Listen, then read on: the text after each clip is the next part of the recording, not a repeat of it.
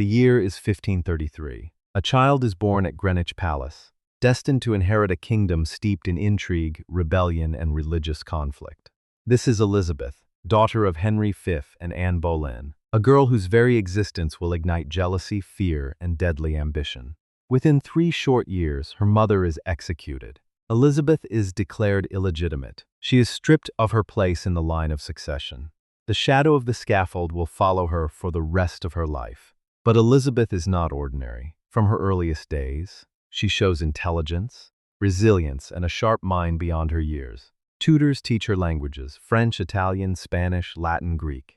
By the age of 12, she is translating complex religious texts, mastering knowledge that will guide her rule. She grows under the watchful eyes of governesses, navigating a court that is dangerous even for a child, where loyalty is tested and survival is never guaranteed. Elizabeth's adolescence is marked by perils and scandal. She witnesses the tyranny of Mary I, her half-sister, and is imprisoned in the Tower of London, suspected of rebellion. She learns to measure every word, every gesture, understanding that trust can be a trap and that perception is as powerful as power. Every experience, every betrayal, every political maneuver shapes the woman who will one day become the Virgin Queen. When she ascends the throne in 1558, England stands on the edge of religious turmoil, threatened by Catholic Europe, internal conspiracies, and the ever-present specter of war. Her kingdom will test her courage, her intellect, and her patience. The story of Elizabeth I is a story of survival, cunning, and unyielding will. She will face enemies on every side, from ambitious nobles to foreign kings, and she will emerge as a ruler whose reign defines an era, the Elizabethan age. Elizabeth is not only a queen, she is a living legend. Her life will be measured in triumphs, betrayals, battles, and impossible choices. Her England will remember her for centuries, and the world will watch as she transforms from a fragile princess into the most formidable monarch her nation has ever known. Elizabeth Tudor was born on 7 September 1533 at Greenwich Palace, the daughter of King Henry V and Anne Boleyn, the second of Henry's 6 wives. From the very beginning, Elizabeth's life was shaped by turbulence, danger, and political intrigue. Her birth was both a triumph and a threat. As a daughter in a patriarchal monarchy, she would face expectations, suspicions, and the shadow of her father's obsession with securing a male heir. Elizabeth's early years were marked by instability. In 1536, when she was just 2 years old, her mother Anne Boleyn was executed on charges of treason and adultery. This traumatic event left Elizabeth motherless and marked her from the outset with the stark realities of courtly life. Declared illegitimate and removed from the line of succession, the young princess grew up in a world where even royal blood could not guarantee safety. Yet these early experiences cultivated resilience and intelligence. Elizabeth quickly learned to navigate the complex, often perilous, hierarchy of the Tudor court. Despite these challenges, Elizabeth received an extraordinary education. Recognizing her brilliance, tutors guided her through the study of languages, history, and the classics. She became proficient in Latin, Greek, French, and Italian, and even gained some knowledge of Spanish, skills that would later allow her to communicate directly with foreign diplomats and rulers. She studied philosophy, theology, and law, absorbing the lessons of governance and morality that would prepare her for the throne. Her intellectual training was rigorous. She often spent hours translating texts, debating philosophical questions, and mastering complex religious arguments. Elizabeth's household was a careful balance of education, political observation, and moral training. She witnessed the intrigues and alliances that shaped Henry VII's court, learning the subtle art of reading character, assessing loyalty, and understanding power. From an early age, she understood that perception mattered as much as action in a court, where a misplaced word could mean disgrace or even death. These lessons cultivated a sharp analytical mind, which would serve her in the intricate world of international diplomacy and domestic governance. Religious turbulence defined Elizabeth's early life. The English Reformation was underway, and the country was riven by conflict between Catholic and Protestant factions. Elizabeth learned early that religion was inseparable from politics. She observed her father's break from Rome, the establishment of the Church of England, and the persecution of those deemed traitors to the crown's faith. These formative experiences instilled in her both caution and pragmatism, teaching her that surviving as a monarch would require intelligence, patience, and the ability to reconcile conflicting factions without provoking rebellion. Elizabeth's adolescence coincided with the reign of her half-brother Edward VI, a period dominated by regents and noble factions. She witnessed firsthand the ambitions, rivalries, and treacheries of the court. These lessons were invaluable, shaping her diplomatic sensibilities and teaching her how to balance firmness with flexibility. She was attentive to the ambitions of courtiers, aware that even the slightest misstep could be exploited by rivals. This environment refined her political instincts, preparing her for the complex challenges she would face as queen. Despite political marginalization, Elizabeth's brilliance became evident. Her studies included literature, poetry, rhetoric, and the art of persuasion. Tutors recognized her exceptional memory, analytical skills, and eloquence. She cultivated grace and composure, understanding that a monarch's presence and conduct could command respect as much as legal or military authority. These skills later became hallmarks of her reign, allowing her to outmaneuver rivals and inspire loyalty among subjects. Her early exposure to danger and courtly intrigue also fostered remarkable resilience. She was imprisoned briefly under the reign of her sister Mary I, yet she survived politically and emotionally. These experiences reinforced her strategic caution, teaching her when to act decisively and when patience would yield greater results. Elizabeth developed an awareness of her public image, learning that perception could be a tool as powerful as the crown itself. By the time she reached young adulthood, Elizabeth had developed the intellectual, political, and emotional tools necessary for kingship. She had endured loss, witnessed treachery, and navigated the perilous environment of Tudor politics, all while cultivating a mind capable of diplomacy, law, and cultural patronage. Her childhood and adolescence shaped a queen who was not only intelligent and learned, but also resilient, strategic, and attuned to the subtleties of power. Elizabeth's formative years laid the foundation for her extraordinary reign. They instilled discipline, wisdom, and insight, preparing her to face the perils of succession, religious conflict, and foreign threat. By observing the triumphs and failures of those around her, she learned the importance of balance between mercy and firmness, between action and patience, between faith and pragmatism. These lessons would guide her in establishing an era of political stability, cultural flourishing, and international respect that became known as the Elizabethan age. By the 1550s, Elizabeth Tudor had grown into a young woman of remarkable intelligence, poise, and determination. Her adolescence had been shaped by the shadow of her sister Mary I's reign, a period of religious upheaval and ruthless enforcement of Catholic orthodoxy.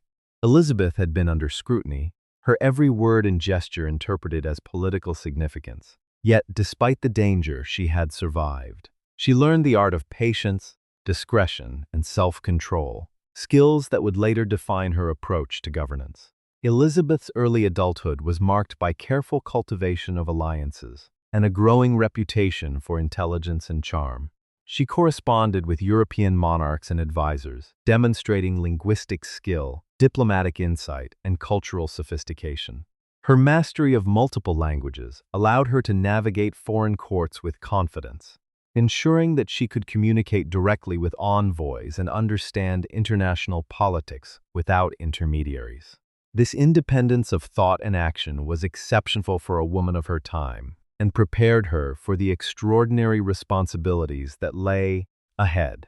The death of Mary I in 1558 presented Elizabeth with the opportunity and the immense risk of ascending the English throne. She inherited a kingdom divided along religious lines, economically strained, and under threat from foreign powers, particularly Catholic Spain and France. The challenges were formidable. England's Protestant identity was precarious, and the loyalty of nobles, clergy, and commoners was uncertain.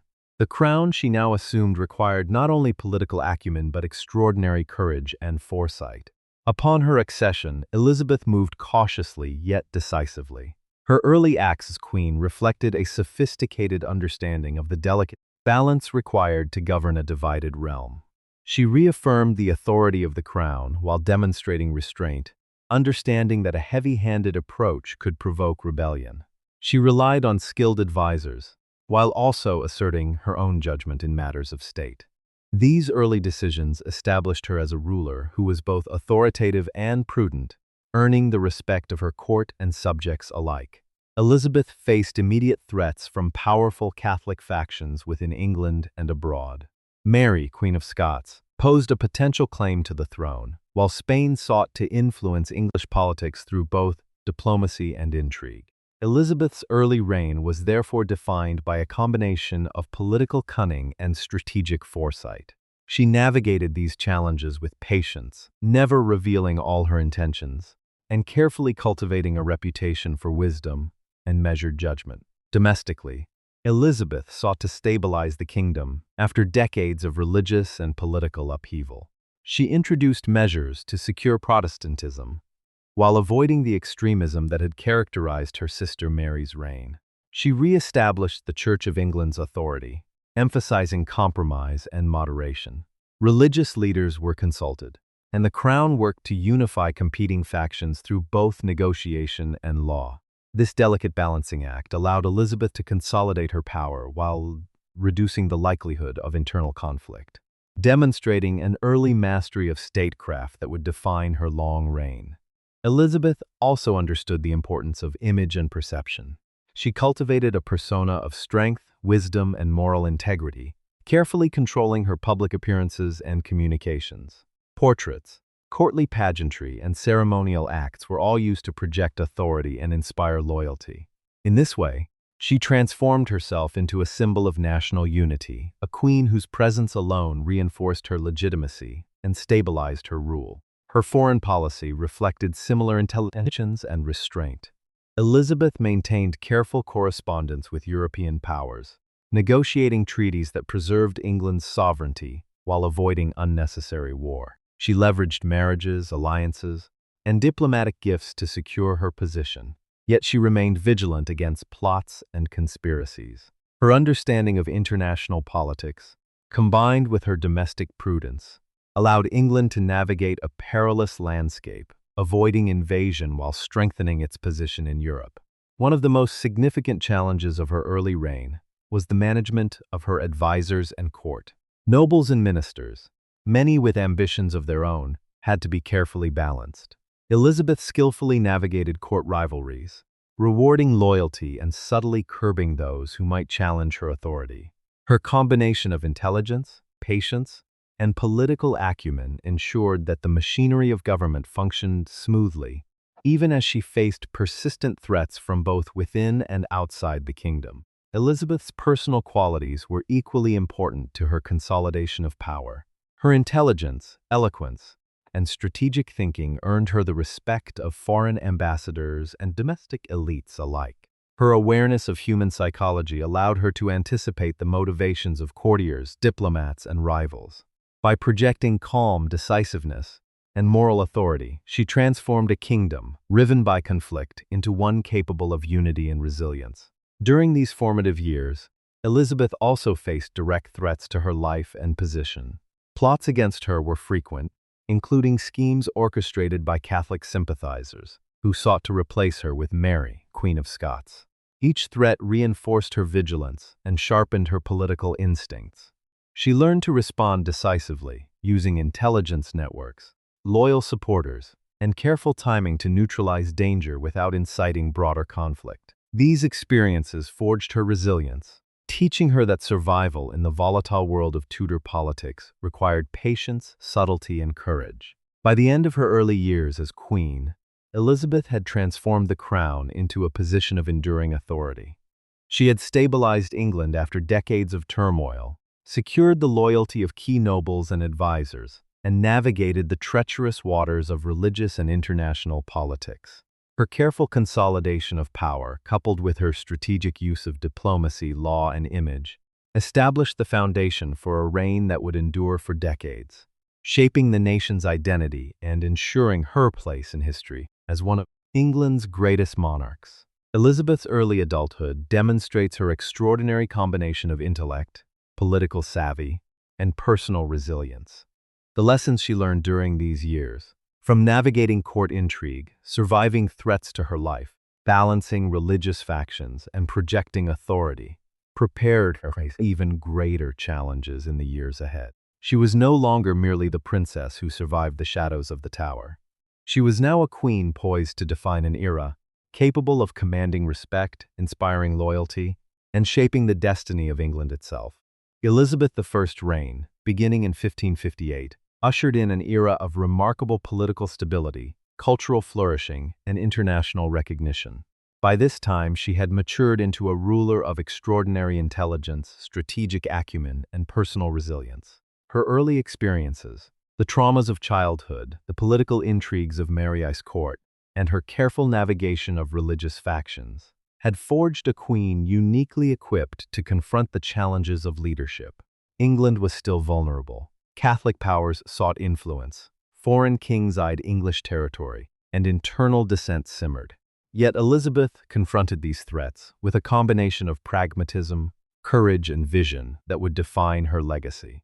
One of her most significant achievements was the consolidation of Protestantism as the dominant faith of England, while carefully avoiding the extremes that had destabilized her predecessors. Through the Elizabethan religious settlement, she established the Church of England's authority, mandating conformity while granting a degree of tolerance to moderate dissenters. This careful balance prevented religious wars within England and reinforced her political authority, demonstrating her keen understanding that governance required both firmness and diplomacy. She understood that survival as a monarch depended on uniting her subjects under a common identity while avoiding alienation of key factions. Elizabeth's skill in diplomacy and foreign affairs was unmatched. She cultivated a network of alliances across Europe, skillfully navigating the ambitions of France, Spain, and the Holy Roman Empire. Her careful use of marriage negotiations and dynastic promises, without ever committing herself, allowed her to maintain independence while securing England's safety. The Queen's personal correspondence with foreign rulers revealed her intelligence, linguistic skill, and understanding of international power.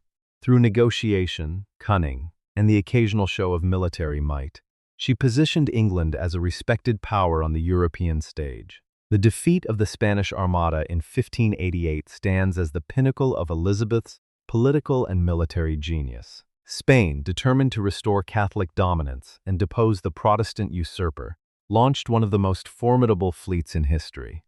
Elizabeth, displaying remarkable poise and strategic foresight, rallied her advisors, strengthened England's navy, and inspired her people. Her speech to the troops at Tivoli, declaring she would live and die among you all, exemplified her ability to fuse personal courage with political leadership.